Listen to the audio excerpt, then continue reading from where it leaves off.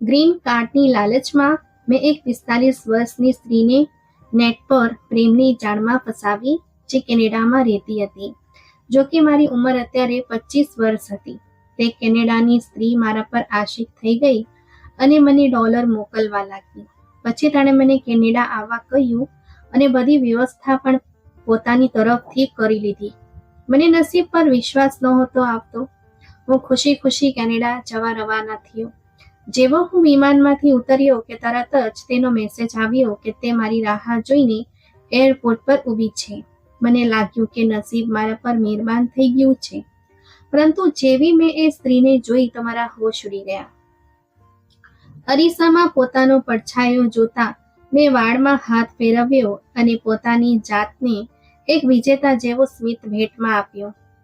25 વર્ષની ઉંમર, 6 ફીટની લંબાઈ, ઘઉંવર્ણો રંગ અને એવા તીક્ષ્ણ નયન નકશા કે જે કોઈ પણ છોકરીનું દિલ પીગળાવવા માટે કાફી હતા. પણ કમનસીબી એ હતી કે આ બધી સુંદરતા મારા પિતાના જૂના ઘર અને ખાલી ખિસ્સાના અંધારામાં ક્યાંક ખોવાઈ ગઈ હતી.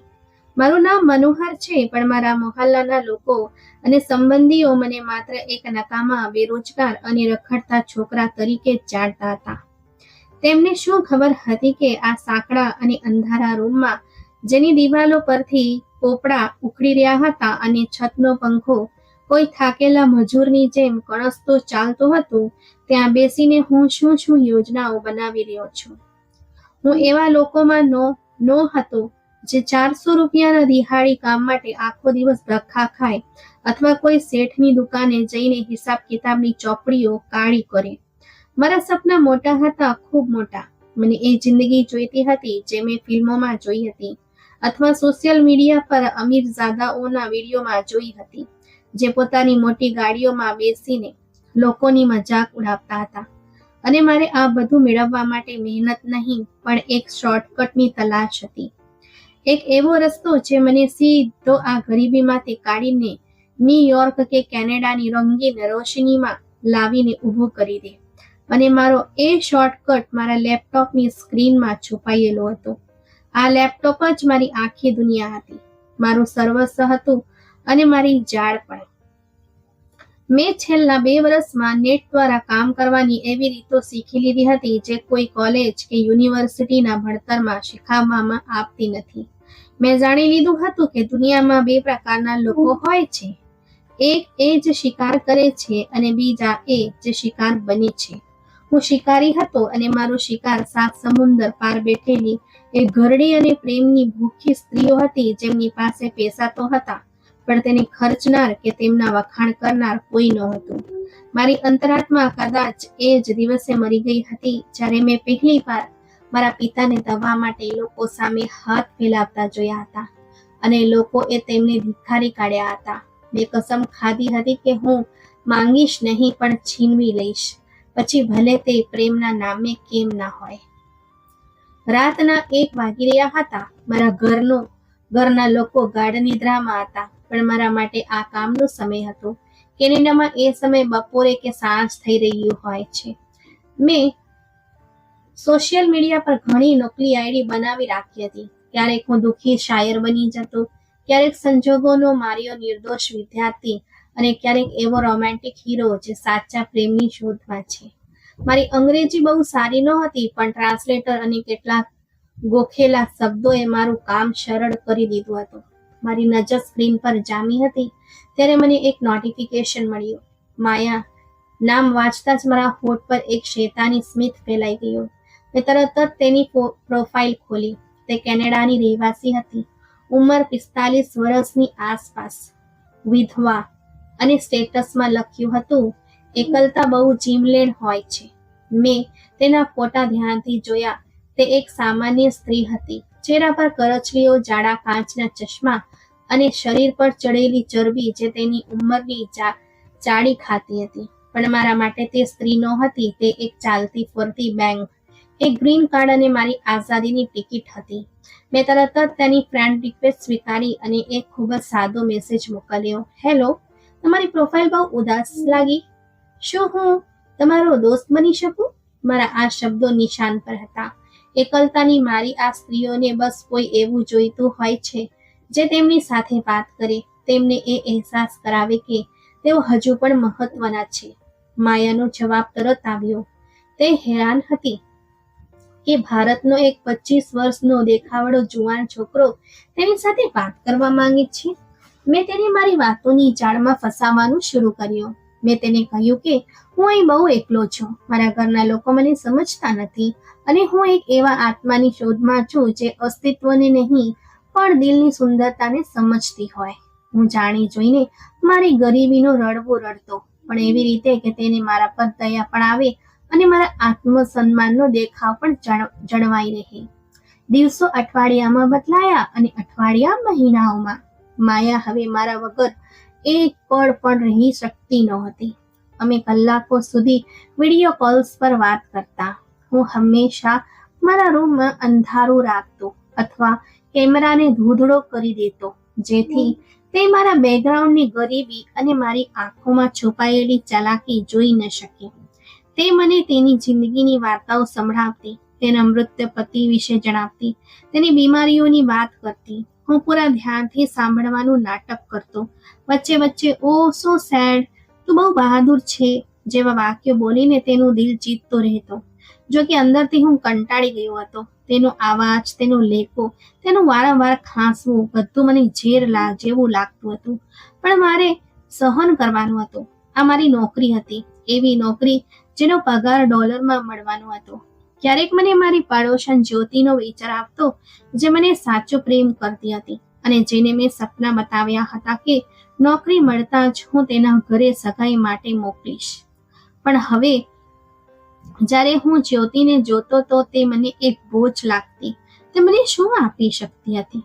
એ જ ગરીબી, એ જ સાંકડી ગલીઓ, એ જ ગૂંગળામણ ભરી જિંદગી. હું જ્યોતિથી નજર ચોરાવા લાગ્યો અને માયાની વધુ નજીક થઈ ગયો. આ મારા સ્વાર્થની હદ હતી. મેં એક સાચા અને જીવતા જાગતા પ્રેમને ફક્ત એક જૂઠા દગા અને મારી લાલચને કારણે ઠુકરાવી દીધો હતો. મને યાદ છે એ રાત જ્યારે મેં પહેલો ઘા કર્યો. મેં માયા સાથે વાત કરતા કરતા અચાનક ફોન બંધ કરી દીધો અને પછી 2 દિવસ સુધી ગાયબ થઈ ગયો. હું જાણતો હતો કે આ શાંતિ તેનામાં તડપ પેદા કરશે. ત્રીજા દિવસે જ્યારે મેં ઓનલાઈન થઈને તેને મેસેજ કર્યો તો તે પાગલોની જેમ રડતી હતી. મેં એક જૂઠી વાર્તા ઘડી કે મારો ફોન બગડી ગયો હતો અને મારી પાસે એટલા પૈસા નથી કે નવો ફોન લઈ શકું કે ઇન્ટરનેટ પેકેજ કરાવી શકું, એટલે કદાચ હવે આપણે વાત ન કરી શકીએ. આ સાંભળતા જ તેની પ્રતિક્રિયા એ જ હતી જેની મને અપેક્ષા હતી. તેણે તરત જ મારી પાસે બેંકની વિગતો માંગી. મેં પહેલા થોડો નાટક કર્યો અને ઉપરથી મારું નકલી સ્વાભિમાન બતાવ્યું કે ના માયા, હું તારી પાસેથી પૈસા ન લઈ શકું. આપણો પ્રેમ આ બધા પૈસાના વ્યવહારથી ઘણો ઉપર અને પવિત્ર છે. પણ તેના આગ્રહ પર, જે હું ઈચ્છતો જ હતો, મેં તેને વિગતો મોકલી દીધી. બીજા દિવસે જ્યારે હું બેંકમાંથી બહાર નીકળ્યો ત્યારે મારા હાથમાં $700ની રકમ હતી. ભારતીય રૂપિયામાં આ મારા પિતાના 3 મહિનાના પગાર જેટલી હતી. મારા હાથ ધ્રુજતા હતા, ડરથી નહીં પણ ખુશી અને જોશથી. મને મારા નસીબ પર વિશ્વાસ નહોતો આવતો. આ કેટલું સરળ હતું. ફક્ત થોડી મીઠી વાતો, થોડું જૂઠું અને લાગણીઓનો ખેલ, અને બદલામાં આટલા બધા પૈસા. મેં તરત જ નવો ફોન ખરીદ્યો, સારા કપડાં લીધા અને મિત્રોને પાર્ટી આપી. મેં તેમને કહ્યું કે મારી લોટરી લાગી છે. સાચું કહેવાની હિંમત હું નહોતી કરી શકતો. આ પહેલી વાર આવેલા પૈસાએ મારી અંદરની લાલચને એક ભૂખ્યા વરુમાં બદલી દીધી હતી. હવે મને ફક્ત ફોનના પૈસા નહોતા જોઈતા. મારે હવે ત્યાં જવું હતું, એ સોનાની ચકલી પાસે. મેં માયા પર દબાણ વધારવાનું શરૂ કરી દીધું. હું તેને કહેતો કે હું તને ગળે લગાવવા માંગુ છું, હું તેની સાથે જિંદગી વિતાવવા માંગુ છું, પણ વિઝા અને ટિકિટનો ખર્ચ મારી પહોંચની બહાર છે. માયા તો જાણે આ જ રાહમાં હતી. તે મારા પર આશિક થઈ ચૂકી હતી, એક અંધગેલી મોહબ્બત. તેને લાગતું હતું કે હું કોઈ દેવદૂત છું જેને ભગવાને તેની એકલતાની પીડા ખતમ કરવા મોકલ્યો છે. તેણે કહ્યું કે તે બધું સંભાળી લેશે. તે મને કેનેડા બોલાવશે, મારા વિઝાના કાગળો તૈયાર કરશે અને મારી સ્પોન્સર બનશે. આ સાંભળીને મારા દિલના ધબકારા થંભી ગયા. કેનેડા? જે સપનું હું ખુલ્લી આંખે જોતો હતો તે હવે હકીકત બનવાનું હતું. મેં ઘરના લોકોને જણાવ્યું કે મને કેનેડામાં નોકરી મળી ગઈ છે અને એક કંપની મને બોલાવી રહી છે. મારા માતા પિતા, જે ગરીબીથી કંટાળી ગયા હતા, તેમણે વધારે સવાલો ન કર્યા. તેમને બસ દીકરાનું સુવર્ણ ભવિષ્ય દેખાઈ રહ્યું હતું.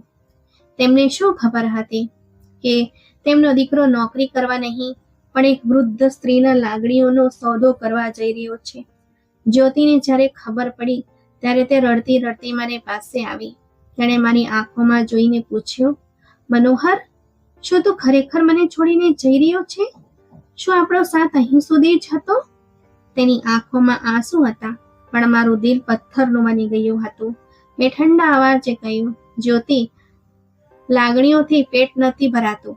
મારે મારી જિંદગી બનાવી છે અને આ તક હું ગુમાવી શકું તેમ નથી. તે મને જોતી રહી, જાણે તેને વિશ્વાસ ના આપતો હોય કે આ એ જ મનોહર છે જે તેના માટે જીવ આપવાની વાતો કરતો હતો. તેણે જતા જતા ફક્ત એટલું જ કહ્યું, જા મનોહર, પણ યાદ રાખજે કે જે ઇમારતો બીજાની કબર પર ચણાય છે તે ક્યારેય આબાદ નથી હોતી. તેના શબ્દો મારા કાનમાં ગૂંજ્યા અને મેં તેને ખંખેરી નાખ્યા. મને લાગ્યું કે તે ઈર્ષ્યા કરે છે. દિવસો ઝડપથી પસાર થવા લાગ્યા. માએ ત્યાંથી બધી વ્યવસ્થા કરી દીધી. તે વકીલોને મળી, તેણે $1000 ખર્ચ્યા અને અંતે એ દિવસ આવી ગયો જ્યારે મારા હાથમાં કેનેડાના વિઝા હતા. કાગળોમાં લખ્યું હતું કે અમે મંગેતર છીએ અને લગ્ન માટે હું ત્યાં જઈ રહ્યો છું. મારા માટે આ માત્ર કાગળનો ટુકડો ન હતો, એ મારી ગરીબીથી અમીરી તરફની ટિકિટ હતી. માયાએ મને ટિકિટ મોકલી અને સાથે ઘણા પૈસા પણ મોકલ્યા જેથી હું શોપિંગ કરી શકું. મેં બ્રાન્ડેડ સૂટ ખરીદ્યા, મોંઘા શૂઝ લીધા અને મારી તૈયારી પૂર્ણ કરી. જવાના એક રાત પહેલા મેં માયા સાથે વિડીયો કોલ કર્યો. આ વખતે મેં તેને મારો ચહેરો સાફ બતાવ્યો. તે ખૂબ ખુશ હતી. તે કહી રહી હતી, મનોહર, મને વિશ્વાસ નથી આવતો કે કાલે તું મારી પાસે હોઈશ. મેં તારા માટે ઘણું વિચારી રાખ્યું છે. મારું ઘર, મારી ગાડીઓ, બધું તારું છે. તેની વાતો સાંભળીને મારા મગજમાં લાલચના તોફાનો ઉઠી રહ્યા હતા. હું વિચારી રહ્યો હતો કે બસ થોડા વર્ષોની વાત છે, પછી કાં તો આ ખતમ થઈ જશે અથવા હું ગ્રીન કાર્ડ લઈને તેને છોડી દઈશ. તેની ધન દોલત પર મારો રાજ હશે. મેં તેની સામે સ્મિત કરતા કહ્યું, હું પણ બેચેન છું.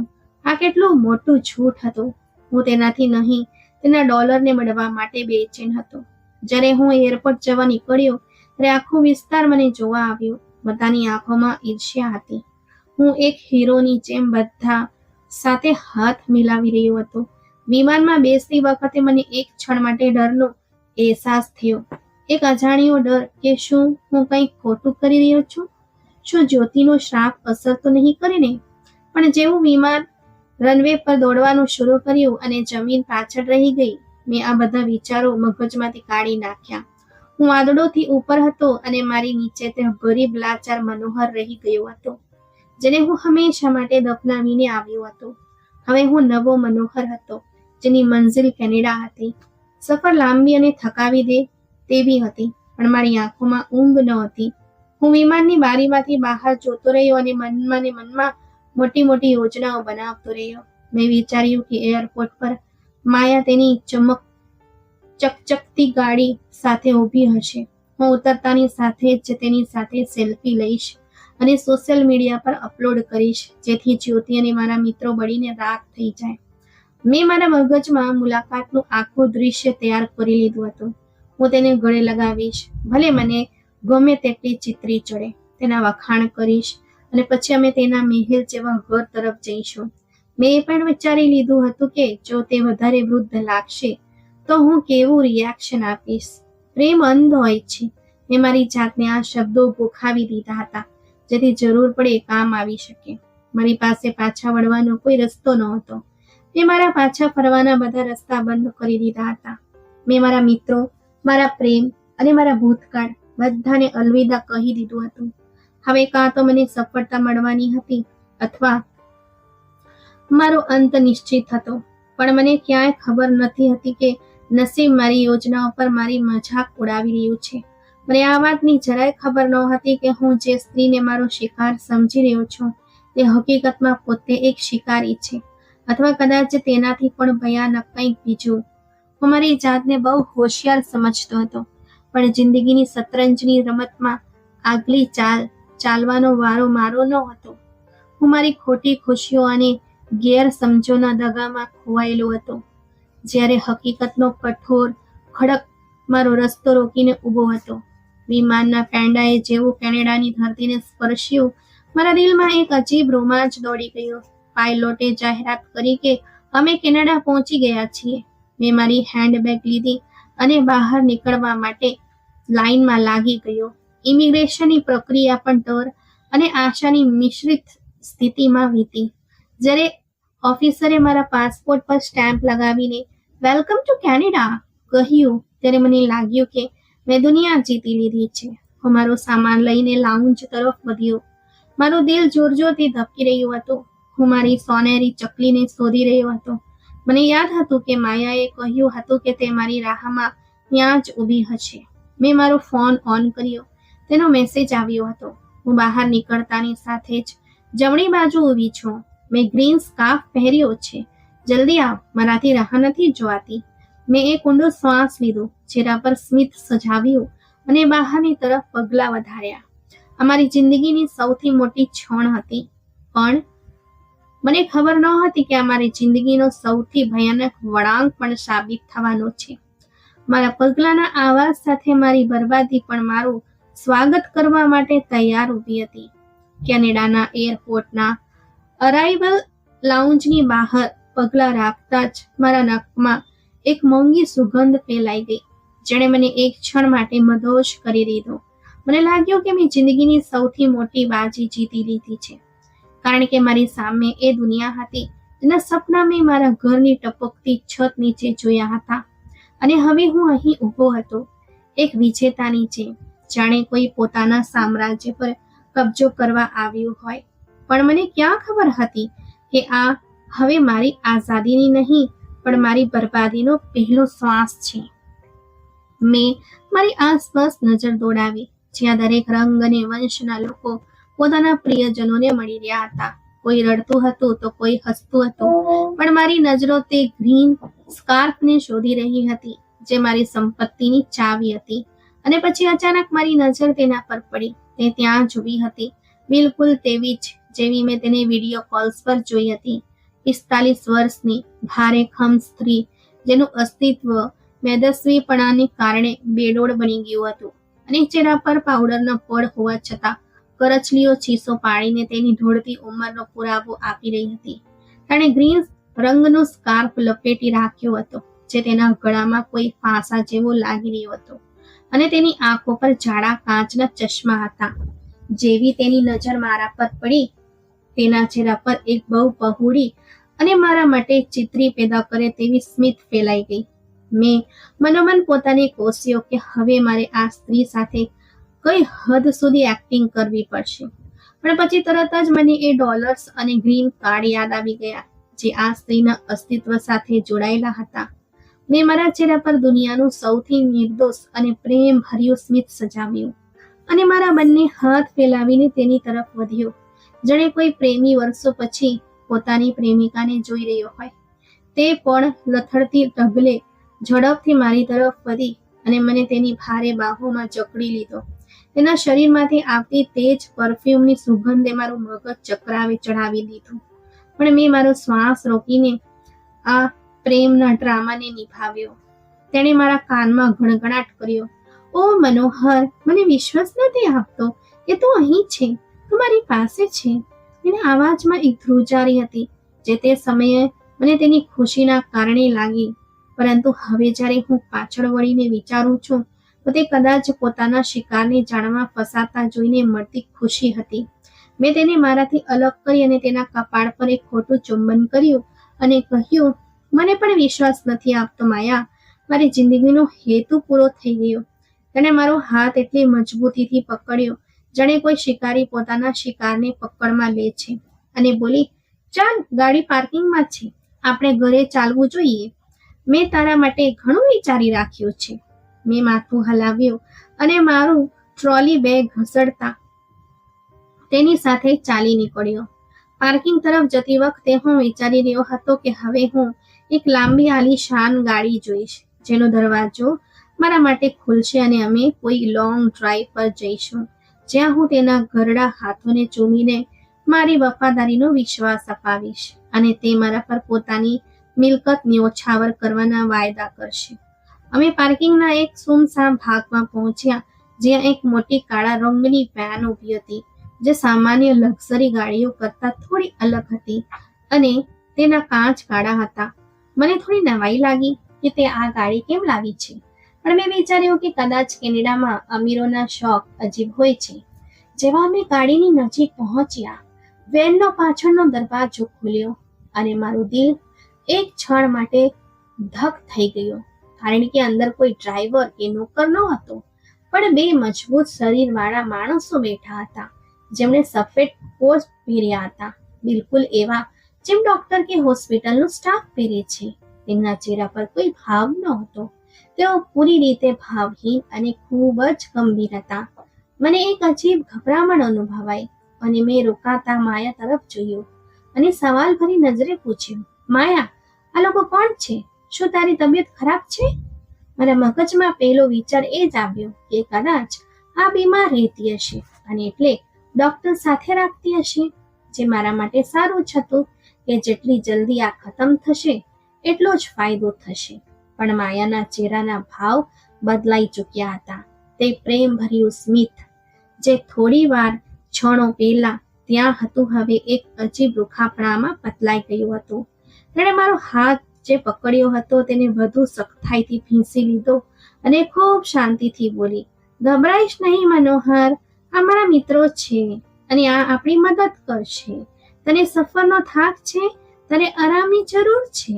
આ પહેલા કે હું કંઈ સમજી શકું કે વિરોધ કરું, તે બે સફેદ કોટવાળા માણસમાંથી એક ઝડપથી બહાર નીકળ્યો અને તેણે ખૂબ જ કુશળતાથી મારો બીજો હાથ પકડી લીધો. મને ખતરાની ઘંટડી સંભળાઈ. મારું મગજ ચીસ પાડી ઉઠ્યું કે ભાગી જા, અહીં કંઈ ખોટું છે. આ એ પ્રેમ નથી જેના માટે તું આવ્યો હતો. પણ બધું એટલી ઝડપથી થયું કે મને સંભાળવાની તક જ ન મળી. મેં ચીસ પાડીને મારો હાથ છોડાવવાની કોશિશ કરી. આ શું બદતમીજી છે માયા? હું તારો મંગેતર છું. આ લોકો મારી સાથે આવું કેમ કરી રહ્યા છે? પણ માયા હવે એ નિર્દોષ અને પ્રેમની મારી સ્ત્રી લાગતી નહોતી. તે બસ ખામોશીથી મને જોઈ રહી હતી, જાણે કોઈ લેબમાં રાખેલા જાનવરને જોતું હોય. બીજા માણસે પોતાના ખિસ્સામાંથી એક નાની બોટલ અથવા કદાચ કોઈ કપડું હતું જેના પર કંઈક લગાવેલું હતું. મને બરાબર યાદ નથી, કારણ કે ડરે મારા હોશ છીનવી લીધા હતા. મેં કોશિશ કરી અને લાતો ચલાવી, પણ તે બંને ખૂબ શક્તિશાળી હતા. તેમણે મને જબરદસ્તી ગાડીની અંદર ધકેલ્યો અને પછી મને મારી ગરદન પર એક ઠંડી સોય ભોકાતી હોય તેવું અનુભવાયું, અથવા કદાચ કોઈએ મારા નાક પર કંઈક રાખ્યું હતું. બસ એટલું યાદ છે કે મારી આંખો સામે ધૂંધ છાવા લાગી, મારા પગ નિર્જીવ થવા લાગ્યા અને મારી જીભ લથડવા લાગી. છેલ્લું દૃશ્ય જે મને યાદ છે તે માયાનો ચહેરો હતો, જે ગાડીના દરવાજા પાસે ઊભી મને જોઈ રહી હતી. હવે તેના ચહેરા પર આશિકના તડપ નહોતી, પણ એક સાતીર શાંતિ હતી, જાણે તેનું કોઈ ખોવાયેલું સામાન તેને પાછું મળી ગયું હોય. મેં ડૂબતા અવાજમાં કહ્યું, માયા, કેમ? અને પછી અંધારું છવાઈ ગયું, પૂરું અને ડરામણું અંધારું. જ્યારે મારી આંખ ખુલી તો મને સમય અને જગ્યાનો કોઈ અંદાજો ન હતો.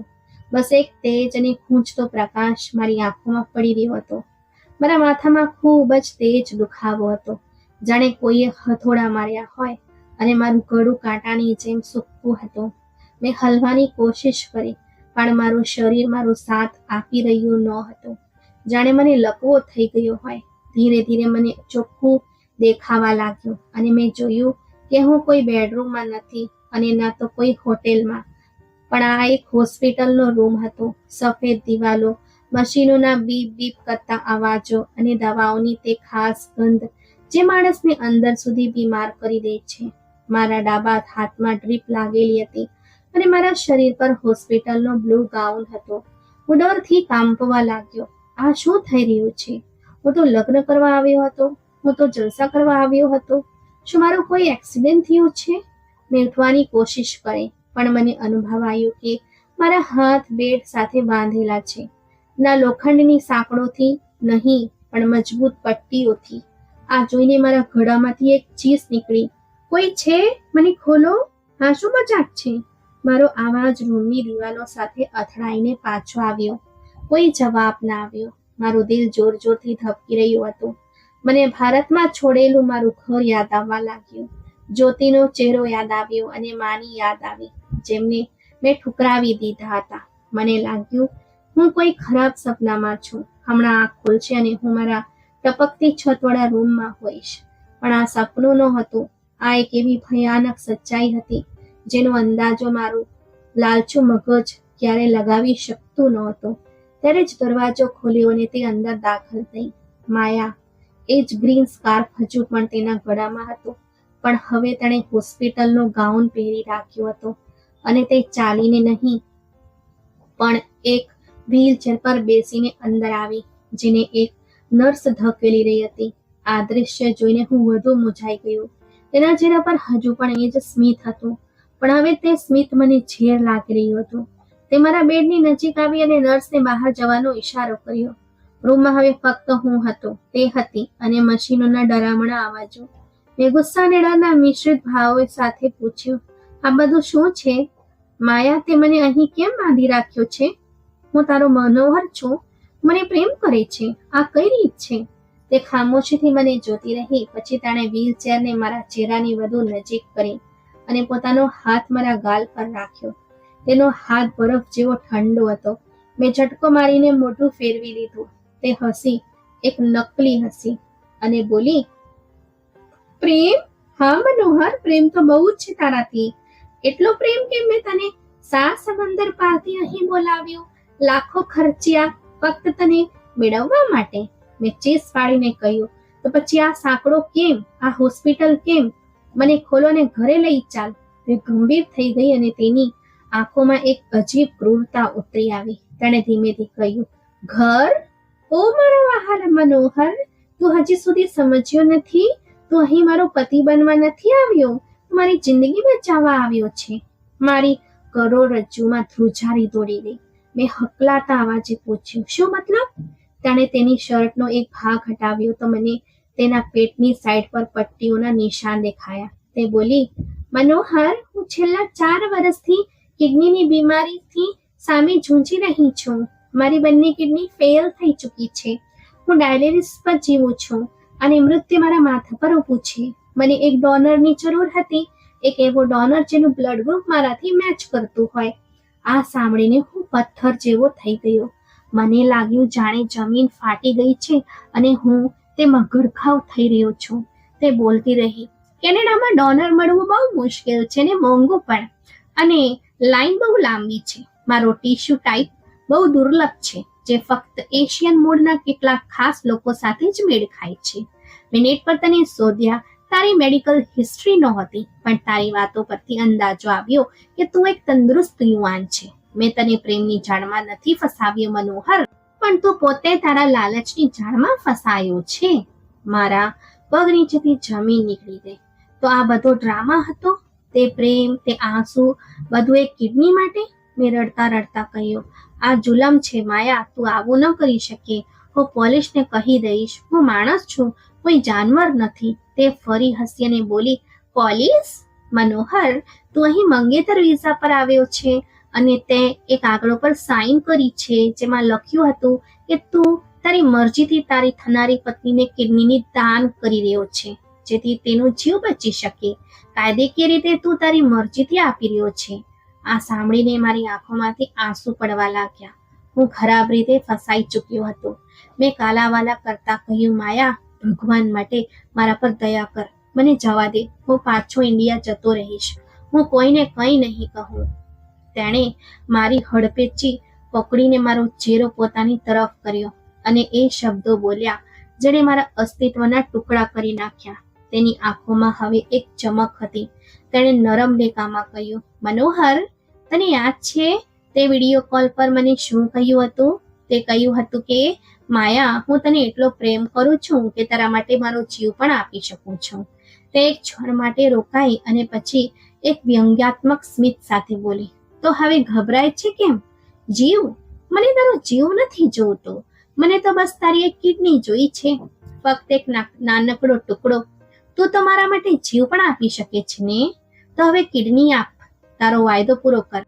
તેના આ શબ્દો મારા કાનમાં ઓગળેલા કાચની જેમ ઉતર્યા. મને મારું એ જૂઠ યાદ આવ્યું જે મેં તેને લાગણીશીલ કરવા માટે બોલ્યું હતું. આજે એ જૂઠ મારા માટે મુસીબત બની ગયું હતું. હું ચીસ પાડવા માંગતો હતો, પણ આવાજ ગળામાં ફસાઈ ગયો હતો. તે વ્હીલચેર ફેરવીને દરવાજા તરફ વધી અને જતા જતા બોલી, તૈયારી કર મનોહર, કાલે સવારે ઓપરેશન છે. આજે રાત્રે આરામ કર, કારણ કે કાલે તું મને એ ભેટ આપીશ જેની કિંમત હું ચૂકવી ચૂકી છું. દરવાજો બંધ થઈ ગયો અને હું એ સફેદ રૂમમાં એકલો રહી ગયો, બંધાયેલો અને લાચાર. બહારની દુનિયામાં લોકો કદાચ હજુ પણ મને નસીબદાર સમજી રહ્યા હશે કે હું કેનેડા પહોંચી ગયો છું, પણ તેમને ખબર ન હતી કે કેનેડાની આ રંગીન ધરતી પર મારા અસ્તિત્વને કાપવામાં આવવાનું હતું. મારી લાલચ મને એવી જગ્યાએ લઈને આવી હતી જ્યાં મારી કિંમત એક કિડની બરાબર આંકવામાં આવી હતી. અને સૌથી મોટું તકલીફ એ હતી કે આ બધું મારી પોતાની ભૂલ હતી. હું રડતો રહ્યો, ચીસ પાડતો રહ્યો, પણ સાંભળનાર કોઈ નહોતું, સિવાય કે મશીનોના અવાજોના. ઓપરેશન પછી જ્યારે મને હોશ આવ્યો ત્યારે મારા પેટની જમણી બાજુ એક બહુ તેજ અને ભોકાય તેવો દુખાવો હતો. તે દુખાવો મને દરેક પળ એ અહેસાસ કરાવતો હતો કે મારા અસ્તિત્વનો એક જરૂરી ભાગ હવે મારામાં નથી રહ્યો, પણ તે સ્ત્રીના અસ્તિત્વમાં ટ્રાન્સફર થઈ ચૂક્યો છે, જેણે મારી લાલચને જ મારી બરબાદીનું શસ્ત્ર બનાવી દીધું હતું. હોસ્પિટલની તે સફેદ છત અને દવાઓની ગંધ હવે મારી જિંદગીનો કાયમી ભાગ બની ચૂક્યું હતું. પરંતુ અસલી મુસીબત તો હોસ્પિટલમાંથી રજા મળ્યા પછી શરૂ થઈ, જ્યારે માયા મને પોતાના ઘરે લાવી. જેને ઘર કહેવું એ ઘર શબ્દનું અપમાન ગણાશે, કારણ કે તે ઈંટો અને પથ્થરોથી બનેલો એક ઠંડો અને નિર્જીવ કિલ્લો હતો, જેની દિવાલો બહુ ઊંચી હતી અને જેના મેઇન ગેટ પર લાગેલા ભારે લોખંડના તાળા એ ચીસ પાડીને કહી રહ્યા હતા કે અહીં અંદર આવનાર પોતાની મરજીથી આવી તો શકે છે, પણ પોતાની મરજીથી બહાર જઈ શકતો નથી. આ ઘર શહેરથી બહુ દૂર એક સુમસામ વિસ્તારમાં હતું, જ્યાં દૂર દૂર સુધી કોઈ વસ્તુ નહોતી, ફક્ત જંગલ અને શાંતિનું રાજ હતું. મને એક એવા રૂમમાં રાખવામાં આવ્યો જે દેખાવમાં બહુ આરામદાયક હતો, પણ તેની બારીઓ પર લાગેલી મજબૂત ગ્રીલ અને દરવાજા પર લાગેલું આધુનિક લોક સિસ્ટમ મને દરેક વખતે અહેસાસ કરાવતું હતું કે હું અહીં મહેમાન નહીં, પણ હું એક કેદી છું. એક એવો કેદી જેને ઉંમર કેદની સજા નથી મળી, પણ જેને દરેક પળ તડપવા અને માનસિક તકલીફ સહન કરવાની સજા આપવામાં આવી હતી. માયાની તબિયત હવે પહેલા કરતાં સારી હતી, કારણ કે મારી સ્વસ્થ કિડની તેના શરીરમાં યોગ્ય રીતે કામ કરી રહી હતી, પણ મારી હાલત દિન પ્રતિદિન બગડી રહી હતી. નબળા એટલી હતી કે થોડા ઢગલા ચાલવું પણ મુશ્કેલ હતું, પણ તેમ છતાં મને આરામ કરવાની પરવાનગી નહોતી, કારણ કે હવે મારી હેસિયત એક મંગેતરની રહી નહોતી, પણ હું તેના માટે એક પર્સનલ નોકર અને નર્સ જેવો બની ગયો હતો. મારે સવારના વહેલા ઉઠીને માયા માટે નાસ્તો તૈયાર કરવો પડતો, તેની દવાઓ આપવી પડતી અને તેની વ્હીલચેરને ધકેલીને તેને ઘરના ગાર્ડનમાં લઈ જવું પડતું, જ્યાં તે કલાકો સુધી શાંતિથી બેસી રહેતી અને હું તેની પાછળ એક મૂર્તિની જેમ ઊભો રહેતો. મારી હેસિયત હવે આ ઘરમાં એક માણસ જેવી નહોતી, પણ હું એક પાલતુ મશીનના સ્પેર પાર્ટ જેવો બની ગયો હતો, જેને જરૂરિયાત વખતે વપરાવવામાં આવ્યો અને હવે સાચવીને રાખી લેવામાં આવ્યો હતો, જેથી ફરી કામ આવી શકે. મને મારા ઘરની બહુ યાદ આવતી હતી. તે સાંકડી ગલીઓ, તે શોરબકોર, મિત્રો સાથે મારેલા અટ્ટહાસ અને માના હાથની બનેલી તે દાળ રોટલી જે મને પહેલા ઝેર જેવી લાગતી હતી, હવે દુનિયાનું સૌથી મોટું વરદાન લાગતી હતી. મેં ઘણી વાર એ કોશિશ કરી કે માયાના મનમાં મારા માટે દયા આવી જાય. મેં ફરીથી એ જ ડ્રામા શરૂ કર્યા જે હું ભારતમાં બેસીને ફોન પર કરતો હતો. મેં રડતા રડતા તેના પગ પકડી લીધા અને કહ્યું, માયા, મારા પિતાજી બહુ બીમાર છે. મને ખબર મળી છે કે તેઓ છેલ્લો શ્વાસ લઈ રહ્યા છે. મને ભારત પાછો જવા દે. હું વાયદો કરું છું એ પાછો આવી જઈશ. મેં જૂઠનો સહારો લઈને તેની અંદરની સ્ત્રીને જગાડવાની કોશિશ કરી, પણ હું ભૂલી ગયો હતો કે જે સ્ત્રીએ આટલા પ્લાનિંગથી મારી કિડની લીધી છે તે કેટલી કપટી અને ક્રૂર હોઈ શકે છે. મારી વાતો સાંભળીને તેના ચહેરા પર જરાય દુઃખ ન થયું, પણ તેણે બહુ જ નિષ્ઠુરતા સાથે ચાનો ઘૂંટડો પીધો અને સીધું મારી આંખોમાં જોઈને એ વાત કહી જેણે મારા આત્માને અંદર સુધી હચમચાવી દીધો. તેણે કહ્યું, મનોહર, તું બહુ ભોળો છે, અથવા કદાચ મને મૂર્ખ સમજે છે. હું જાણું છું કે તું જૂઠ બોલી રહ્યો છે, પણ જો આ સાચું હોત તો પણ હું તને અહીંથી જવા ન દઈ શકત, કારણ કે તું મારા માટે ફક્ત એક પતિ કે મિત્ર નથી, પણ તું મારા માટે એક જીવતું જાગતું ઇન્સ્યોરન્સ છે, એક બેકઅપ છે. તેની વાત મારી સમજમાં ના આવી તો મેં નવાઈ પામીને પૂછ્યું કે બેકઅપનો શું મતલબ છે? તો તેણે હસતા હસતા મારા પેટ પર હાથ રાખ્યો જ્યાં ટાંકાના નિશાન હજુ તાજા હતા અને બોલી, જો મનોહર, માનવીય અસ્તિત્વનો કોઈ ભરોસો હોતો નથી. ડોક્ટર કહે છે કે ટ્રાન્સપ્લાન્ટ કરેલી કિડની ગમે ત્યારે ફેલ થઈ શકે છે, અથવા તો મારું શરીર તેને સ્વીકારવાની મનાઈ કરી શકે છે. ભગવાન ન કરે જે એવું થયું તો મને ફરીથી એક બીજી કિડનીની જરૂર પડશે, અને આવા સમયે જ્યારે જિંદગી અને મોતનો સવાલ હોય તો હું તને આટલી દૂર ભારત કેવી રીતે મોકલી શકું? તું અહીં જ રહીશ, મારી આંખોની સામે, મારી પાસે, જેથી જો મને તારી બીજી કિડનીની જરૂર પડે તો મારે તને શોધવા ન પડે. આ સાંભળીને મારા પગ નીચેથી જમીન સરકી ગઈ. મને લાગ્યું કે મારું લોહી થીજી ગયું છે. આ સ્ત્રી પાગલ હતી. તે સ્વાર્થની એ સીમા પર હતી જ્યાં તેને બીજા માણસના જીવનની કોઈ પરવા નહોતી. એનો અર્થ એ હતો કે હું અહીં ફક્ત કેદી નથી, પણ હું એક સ્પેર પાર્ટ્સનું ગોદામ છું જેને તે જ્યારે ઈચ્છશે ત્યારે વાપરી લેશે અને પછી કચરામાં ફેંકી દેશે. આ ડરે મારી ઊંઘ ઉડાવી દીધી. હું રાત્રે જાગીને બેસી જતો અને મારા પેટ પર હાથ ફેરવીને જોતો કે ક્યાંક બીજી કિડની પણ તો ગાયબ નથી થઈ ગઈ ને. હું અરીસામાં મારો ચહેરો જોતો જે પીળો પડી ચૂક્યો હતો. આંખોની આસપાસ કાળા કુંડાળા પડી ગયા હતા અને તે સુંદરતા જેના પર મને આટલું અભિમાન હતું તે હવે પૂરી રીતે બરબાદ થઈ ચૂકી હતી. મને જ્યોતિની યાદ આવતી હતી. તેની એ વાતો યાદ આવતી હતી જ્યારે તે કહેતી હતી કે મનોહર, લાલચ માણસને આંધળો કરી દે છે. આજે હું ખરેખર આંધળો થઈ ચૂક્યો હતો, અથવા કદાચ હવે મારી આંખ ખુલી હતી પણ બહુ મોડું થઈ ચૂક્યું હતું. મેં ભાગવાના પ્લાન બનાવવાનું શરૂ કર્યું. મેં વિચાર્યું કે કોઈ રીતે દિવાલ કૂદીને ભાગી જાઉં, પણ દિવાલો બહુ ઊંચી હતી અને તેના પર કાંટાળા તાર લાગેલા હતા. અને સૌથી મોટી પ્રોબ્લેમ એ હતી કે હું આ દેશમાં ગેરકાયદેસર હતો. મારો પાસપોર્ટ માયાના લોકરમાં બંધ હતો અને મને ઇંગ્લિશ પણ એટલું નહોતું આવડતું કે કોઈને મારી હાલત જણાવી શકું. જો હું ભાગી પણ જાત તો ક્યાં જાત? પોલીસ મને પકડી લેત અને પાછી માયાને હવાલે કરી દેત અથવા જેલમાં નાખી દેત. અને કદાચ જેલની જિંદગી આ ઘરની જિંદગી કરતાં સારી હોત, પણ હું એટલો નબળો થઈ ચૂક્યો હતો કે ભાગવાની હિંમત પણ નહોતી. મારી પાસે ફોન નહોતો, નેટ નહોતો. મારો સંપર્ક આખી દુનિયાથી કપાઈ ચૂક્યો હતો. હું ફક્ત ને ફક્ત માયાની સંપત્તિ હતો જે તે જ્યારે ઈચ્છતી મને બોલાવતી, જ્યારે ઈચ્છતી ત્યારે ધમકાવી દેતી અને જ્યારે ઈચ્છતી ત્યારે પ્રેમથી મારા વાળમાં હાથ ફેરવતી, જે મને કોઈ સાપ સરકતો હોય તેવું અનુભવાતું હતું. એકવાર મેં વિચાર્યું કે આ સ્ત્રીને મારા રસ્તામાંથી હટાવીને કિસ્સો જ ખતમ કરી દઉં, પણ જેવો હું તેના રૂમ તરફ વધ્યો મને યાદ આવ્યું કે ઘરમાં દરેક જગ્યાએ કેમેરા લગાવેલા છે અને બહાર બે સફેદ કોટવાળા ગાર્ડ અવારનવાર ચક્કર લગાવતા રહે છે. જો હું પકડાઈ ગયો તો તે મને ખતમ કરી દેશે. મોતના ડરે મારા હાથ રોકી દીધા. હું એટલો ડરપોક બની ગયો હતો કે મારી આઝાદી માટે પણ જીવની બાજી લગાવી શકતો ન હતો. દિવસો મહિનાઓમાં બદલાઈ ગયા અને હું આ પાંજરામાં ગુગડાઈને જીવતો રહ્યો. રોજ હું ભગવાન પાસે માફી માંગતો અને કહેતો, ભગવાન, મને મારી ભૂલની સજા મળી ગઈ છે, મને હવે મૃત્યુ આપી દે, પણ આ કષ્ટમાંથી છુટકારો અપાવ. પરંતુ કદાચ મારો પશ્ચાતાપ સ્વીકારાયો ન હતો. મારે હજુ વધુ ભોગવવાનું બાકી હતું. માયા અવારનવાર મને તેના મિત્રો સાથે મેળવતી અને ઓળખાણ કરાવતી. એ આ મારો બહુ ખ્યાલ રાખનારો મંગેતર છે.